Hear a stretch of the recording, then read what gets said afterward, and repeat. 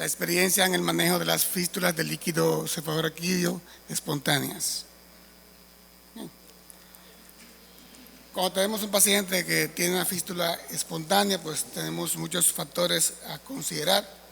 La edad, sabemos que estos pacientes usualmente son más frecuentes en los pacientes ya en la cuarta década de la vida, género femenino, siempre más afectado, pacientes con índice de masa corporal elevado, sobre todo pacientes que tienden a ganar peso de manera súbita.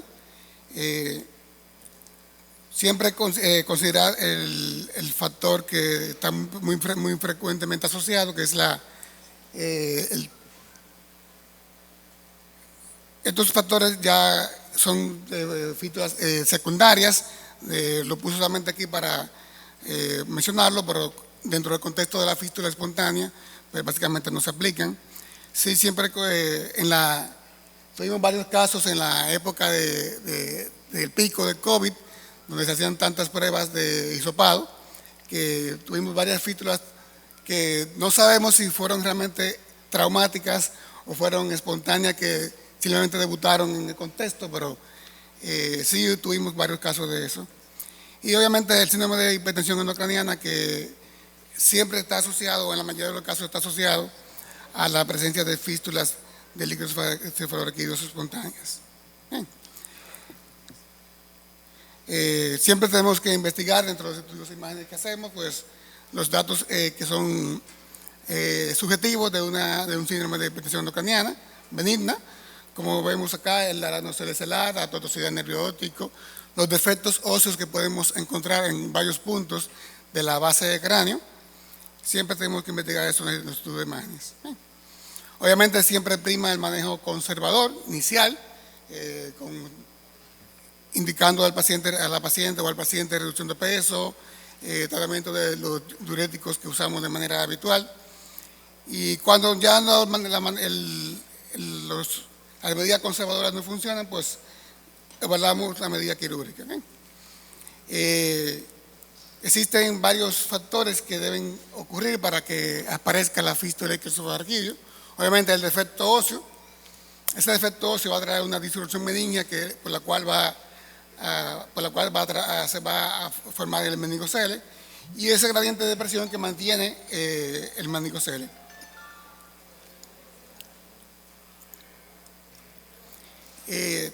Cuando tenemos un paciente que tiene esa rinorrea acuosa, lo primero que tenemos que investigar es realmente una fístula del líquido cefalorraquídeo. Eso tenemos que descartar otras causas de rinorrea acuosa, una localización de la fístula o el defecto óseo que está provocando la fuga del líquido, y obviamente, como dije anteriormente, investigar el contexto de lo que es la hipertensión endocrinal benigna. Clásicamente se ha dicho que la beta-2-transferina pues corresponde el diagnóstico, el gold estándar del diagnóstico de la fístula del líquido cefalorraquídeo, y se ha organizado un organigrama de trabajo. De acuerdo, si esta está positiva, pues ya lo que procedería a hacer estudios de imágenes para evidenciar ese defecto óseo o los múltiples defectos de aparecer. Si está negativa, pues pensar en otra causa de rinorrea acuosa.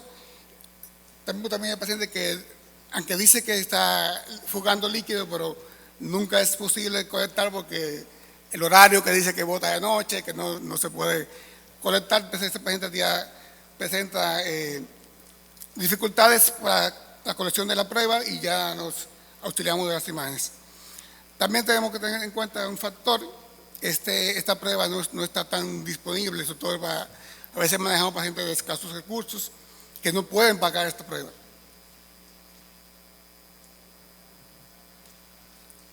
Entonces, nos auxiliamos de lo que son los estudios de imágenes. Aquí tenemos que investigar dónde está el defecto. Si vemos un defecto y está clínicamente indicada la cirugía, con qué vamos a cerrar ese defecto y con qué técnica.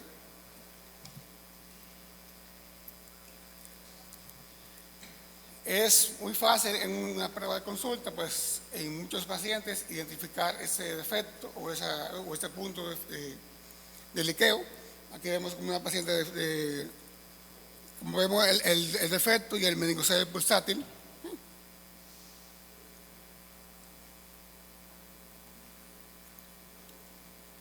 Otro caso parecido, vemos el defecto y aquí pues el diagnóstico está prácticamente hecho.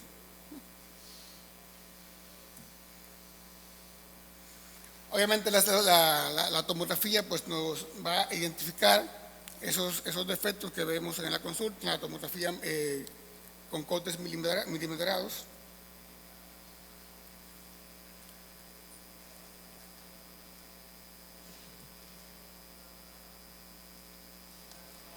Es importante también investigar otras causas de defectos. A veces nos enfocamos solamente en la parte nasal, pero tenemos pacientes que tenemos defectos en lo que es el tegmen timpánico, como vemos acá y vemos acá. Y como vamos a ver un caso más adelante, pues esta también es una causa de fístula de líquido esofageal. El seno frontal, la pared posterior del seno frontal también es una causa, una zona frecuente de aparición de defectos que nos pueden debutar con una fístula de líquido esofageal.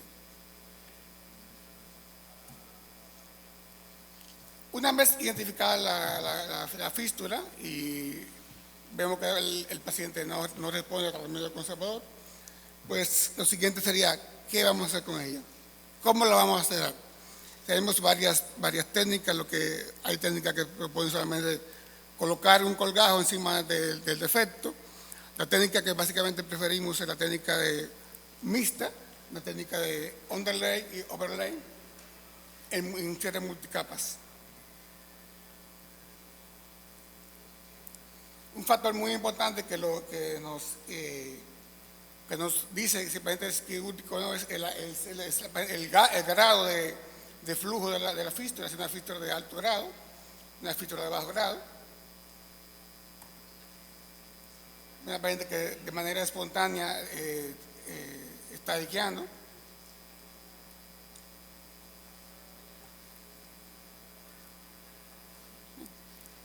Esta paciente, por ejemplo, en el lecho prequirúrgico que se estaba nebulizando, básicamente no se pudo nebulizar porque la cantidad de líquido cefalorraquídeo que estaba emitiendo no impedía hacer la nebulización.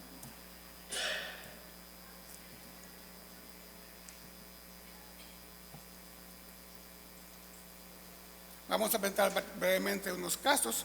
Una paciente de 57 años sin trauma, diabética, obesa, viene por cefalea, hiposmia y rinorraquia izquierda. Vemos en la tomografía sagital un defecto en la unión frontoesmoidal. Podemos ver también en la resonancia magnética el pequeño meningocele acá.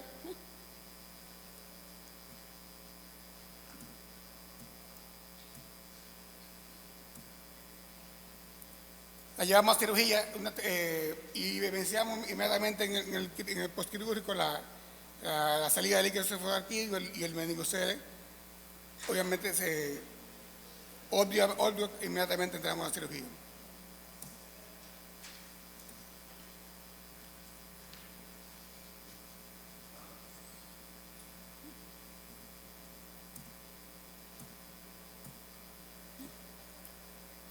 Otro paciente viene igual con rinorraquia izquierda, unilateral, tos nocturna, paciente de 62 años, masculino también obeso.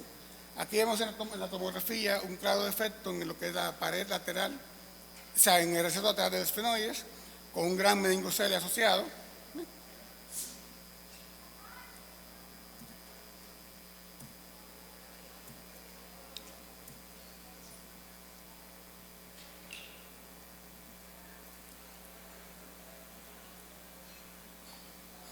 Entonces lo llevamos a cirugía. Aquí estamos en el seno esfenoidal, estamos dilando lo que es la parte inferolateral y anterior del seno esfenoidal para poder acceder a lo que es el receso lateral, los esfenoides.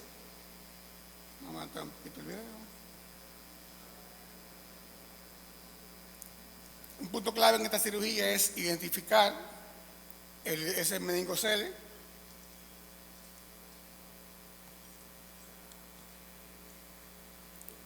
y coagularlo. Aquí está el meningocele identificado. lo coagulamos hasta reducirlo para encontrar el real defecto que está provocando la percusión de las meninges. A veces vemos un paciente con un gran meningocele y cuando lo reducimos, pues el defecto es realmente un defecto milimétrico. Una vez que está completamente reducido, pues hacemos el cierre multicapa, como comenté anteriormente. En ese caso pusimos dura madre, también pusimos un injerto de hueso, ¿sí? Y por último el colgajo de mucosa.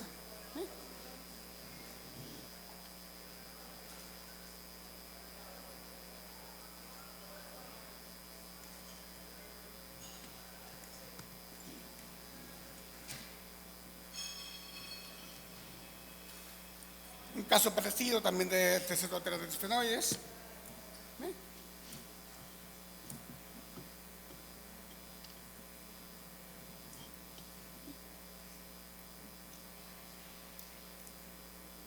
Identificamos precozmente el meningocele, lo reducimos hasta encontrar ese defecto en la base del cráneo.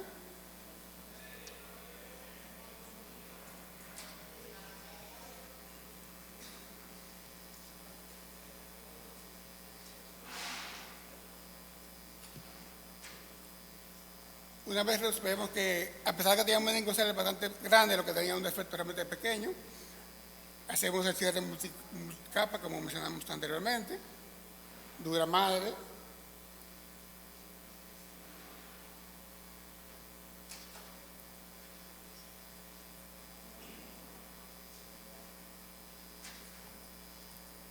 colgajo de mucosa y por último el sellante dural.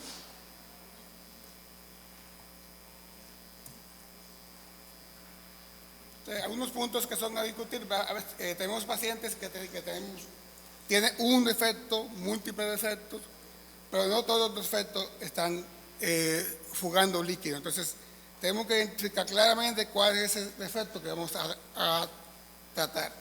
Bien. La fluoxeína. Este para mí es el punto clave para el tratamiento de las fístulas, porque esto lo que nos va a identificar es realmente cuál es el defecto que está fugando y cuál es el que debemos tratar en el momento que decidimos llevar a cirugía. A veces hay pacientes que aún usando la fluoxeína no se puede evidenciar el punto que está liqueando, y eso ya se conlleva una disyuntiva o un reto. ¿Qué vamos a hacer con este efecto? Antibióticos profilácticos, casi siempre cuando identificamos al paciente con la fístula, pues nos motivamos a poner tratamiento antibiótico profiláctico antes de que el paciente llegue a la cirugía.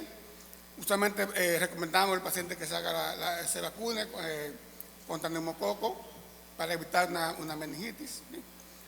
Drenaje lumbar. Nosotros de manera rutinaria siempre usamos el drenaje lumbar. Lo usamos justamente en el momento que se inyecta la fluoxeína, pues colocamos el drenaje lumbar de manera rutinaria en todos los pacientes. ¿Bien?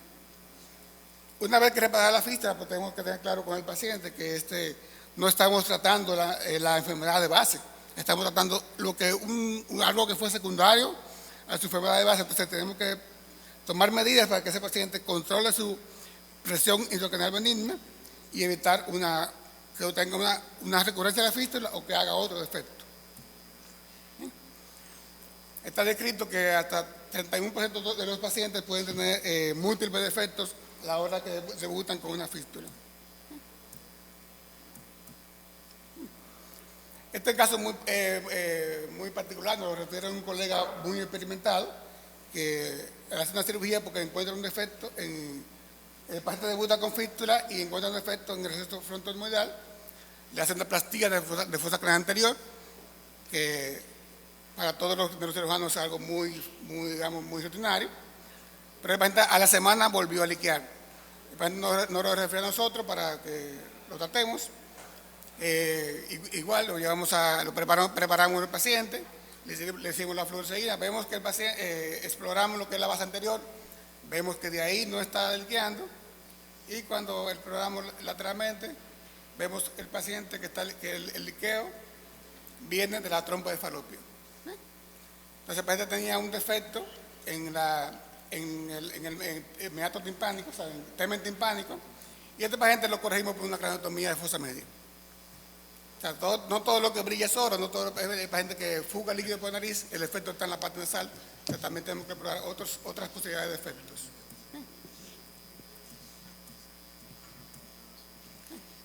La fluoresceína, como comenté anteriormente, la fluoresceína intratecal nosotros usamos de manera rutinaria en todos los pacientes con fístulas espontáneas, incluso en algunos pacientes que hacen fístula postquirúrgica por cirugía de base de cráneo, que son tardías. 2 minutos, doctor. Sí, señor.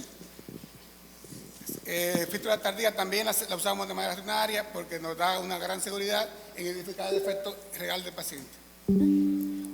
La elección local, básicamente lo dimos un 0.1 mililitros de la fluoresceína en 10 cc de gozo. Aquí hay o sea, ¿cómo podemos tratar a un paciente con un efecto claramente identificado con la fluoresceína y otro paciente que firmemente lo identificamos clínicamente sin esa marca distintiva que nos da la fluoresceína? O sea, aunque podemos tratarlo, pero la seguridad es diferente. A veces hay pacientes que le inyectamos la fluoresceína y no pintan. ¿Por qué no pintan? Porque o tiene una pobre circulación de líquido suranudeo, o el paciente ya está depletado, posiblemente el paciente se tuvo poco tiempo de haberse administrado y no dio tiempo a que se pintara en el líquido. Los antibióticos profilácticos, como dije, siempre lo usamos de manera profiláctica y también lo usamos por quirúrgico, siempre que el paciente tiene el drenaje lumbar puesto. El drenaje lumbar, como dije, lo usamos siempre de rutinaria en todo el paciente por 48 a 72 horas. Siempre el paciente vacunado, de que se diagnostica. Y si, como realmente ya separamos la fístula, que sigue, pues el paciente debe investigarse si hay una causa secundaria de hipertensión endocraneal y obviamente dar este tratamiento a su causa de base.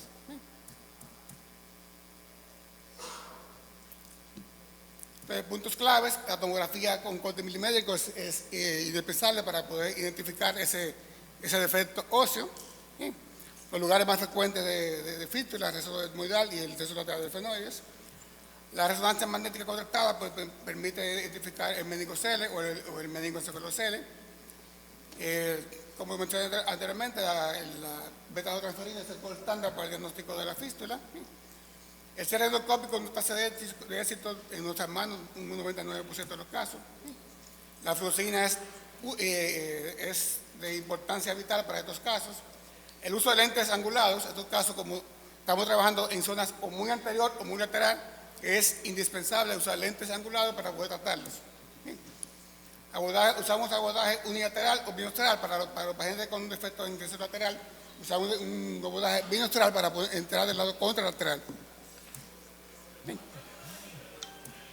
El drenaje lumbar, aunque en la literatura no es mandatorio, pero en nuestras manos es altamente recomendable.